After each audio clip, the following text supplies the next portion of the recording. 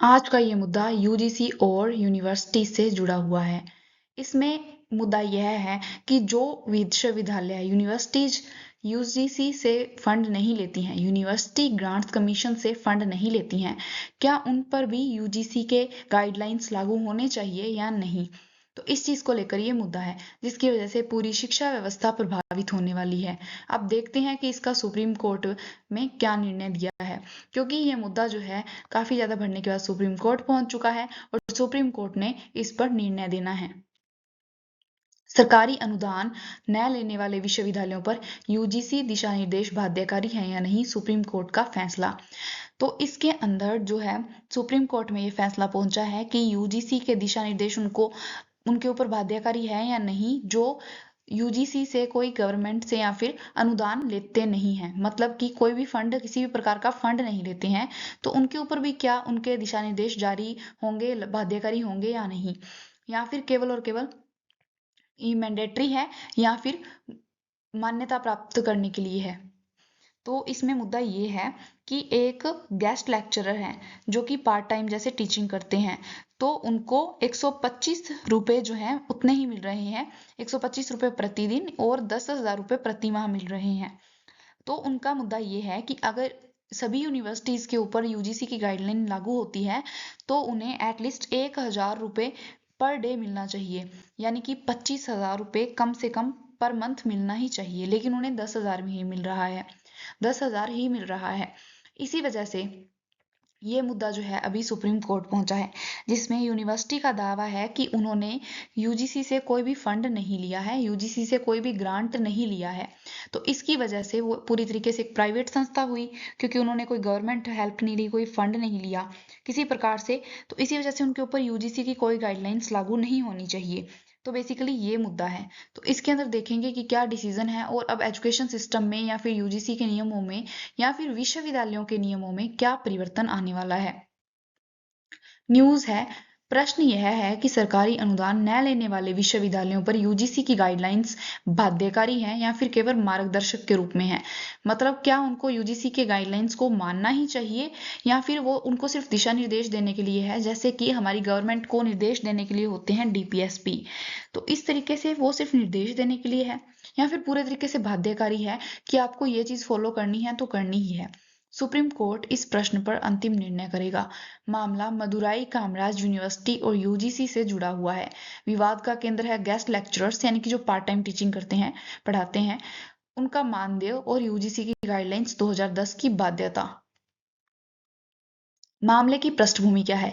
एक guest lecturer हैं जो बीएससी फिजिक्स पढ़ाते हैं, उन्होंने मद्रास हाईकोर्ट में याचिका दायर की थी कि यूजीसी की गाइडलाइंस लागू हुई हैं फरवरी 2010 से, वो यूनिवर्सिटी में लागू हो, क्योंकि उन्हें 125 रुपए ही मिल रहे हैं और पर मंथ जो है 10,000 ही मिल रहा है, जबकि यूजीसी की गाइडलाइंस के अकॉर्डिंग उनका मानदेय जो है 1,000 रुपए प्रति घंटा यानी कि होना चाहिए उस हिसाब से, और अधिकतम 25,000 रुपए प्रति माह इस हिसाब से होना चाहिए, लेकिन उन्हें बहुत कम मिल रहा है। तो इसी वजह से उन्होंने ये याचिका दायर की है कि यूनिवर्सिटी जो है यूजीसी के गाइडलाइंस को फॉलो नहीं कर रही है। एक कल न्यायाधीश जो है उन्होंने कहा है कि यूजीसी गाइडलाइंस को लागू करने का आदेश दिया है, और डिवीजन बेंच है उन्होंने विश्वविद्यालय यूजीसी गाइडलाइन से बंधा हुआ है, न मानने पर मान्यता समाप्त हो सकती है। डिवीजन बेंच का कहना है कि हर यूनिवर्सिटी जो है यूजीसी के गाइडलाइंस से जो है बंधी हुई है, और अगर कोई इनके गाइडलाइंस को फॉलो नहीं करता है तो उनकी मान्यता को रद्द कर दिया जाएगा। इस तरीके से फिर यूनिवर्सिटी की जो मान्यता वो रद्द हो जाएगी, डी रिकॉग्निशन मिल जाएगी यूनिवर्सिटी को। इसके विरुद्ध विश्वविद्यालय ने सुप्रीम कोर्ट में अपील की है। तो अब जो है विश्वविद्यालय यानी कि यूनिवर्सिटी है वो पहुंची है सुप्रीम कोर्ट मुद्दा लेकर कि क्या, जब कोई मतलब विश्वविद्यालय कोई ग्रांट नहीं ले रहा गवर्नमेंट से, कोई किसी प्रकार के फाइनेंशियल सपोर्ट नहीं ले रहा है, क्या उनके ऊपर भी यूजीसी की गाइडलाइंस लागू होनी चाहिए या नहीं। सुप्रीम कोर्ट के समक्ष मुख्य कानूनी प्रश्न क्या है। क्या यूजीसी गाइडलाइंस अनिवार्य है या केवल निर्देशात्मक है। क्या बिना सरकारी वित्तीय सहायता प्राप्त करने वाले विश्वविद्यालयों पर भी यह लागू होंगी। क्या केवल यूजीसी से मान्यता प्राप्त होना ही गाइडलाइंस को मान्यता बाध्यकारी बना देता है। मतलब कि यूजीसी ने बोला है कि उन्होंने यूजीसी से मान्यता प्राप्त की है, तो विश्वविद्यालय का कहना है कि क्या सिर्फ मान्यता प्राप्त करना ही गाइडलाइंस को बाध्यकारी बना देता है, और सुप्रीम कोर्ट के सामने ये क्वेश्चन है, क्या बिना औपचारिक रूप से अपनाए गए यूजीसी रेगुलेशंस बाध्यकारी हो सकते हैं या नहीं। तो ये कुछ क्वेश्चंस हैं उसके यूजीसी के सामने। इसमें सुप्रीम कोर्ट के ताजा निर्देश क्या आए हैं। यूजीसी और विश्वविद्यालय से हल्फनामा मांगा गया है। हल्फनामा, क्या विश्वविद्यालय को यूजीसी से, राज्य और केंद्र सरकार से कोई वित्तीय सहायता मिलती है या नहीं। मतलब कि यूनिवर्सिटी से पूछा गया है कि क्या उनको सेंटर से, स्टेट से या फिर यूजीसी से किसी भी प्रकार की फाइनेंशियल सपोर्ट मिलती है या नहीं।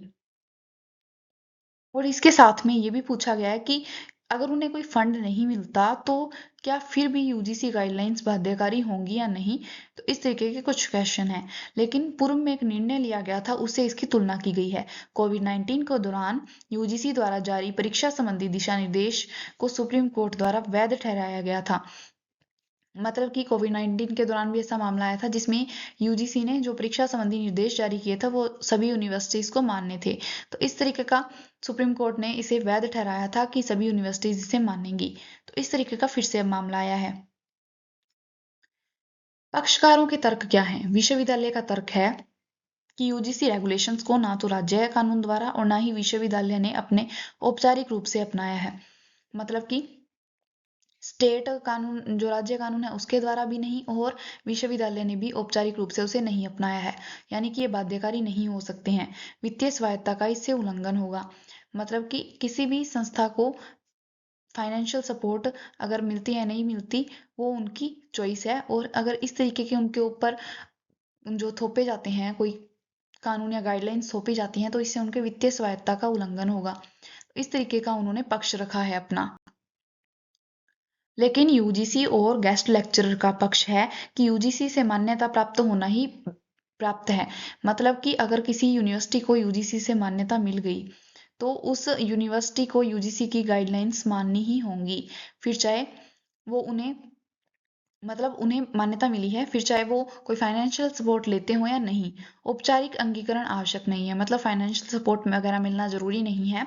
अगर उन्हें मान्यता प्राप्त हुई है तो उन्हें इन्हें मानना होगा। गाइडलाइंस न मानने पर बाध्यता वापस ली जा सकती है। तो अगर गाइडलाइंस ना मानी गई तो जो मान्यता है वापस ली जा सकती है, डी रिकॉग्निशन किया जा सकता है यूनिवर्सिटी का। संवैधानिक और कानूनी आयाम इसके क्या हैं। संवैधानिक आयाम है आर्टिकल 246 और 7वीं अनुसूची। आर्टिकल 246 जो है वो राज्य और संघ के बीच शक्तियों का बंटवारा, और 7वीं अनुसूची भी उसी से संबंधित है, शक्तियों का बंटवारे से। शिक्षा जो है समवर्ती सूची में आता है, तो इसी वजह से सेंटर और स्टेट गवर्नमेंट दोनों इस पे कानून बना सकते हैं। लेकिन किसी प्रकार की विवाद की स्थिति में सेंटर का कानून जो है समवर्ती सूची में प्रभावी रहता है। आर्टिकल 19(1)(g जो है वो सभी संस्थानों को, मतलब कोई अगर संस्था बनाता है तो उसे स्वायत्ता देता है, लेकिन इसके साथ ही सार्वजनिक हित भी जुड़े हुए हैं। क्योंकि इस तरीके से अगर यूनिवर्सिटी सभी को इतनी कम सैलरी देने लगी तो इससे उनके सार्वजनिक हितों को नुकसान होगा। तो यहाँ से आर्टिकल 19(1)(g) प्रभावित होता है।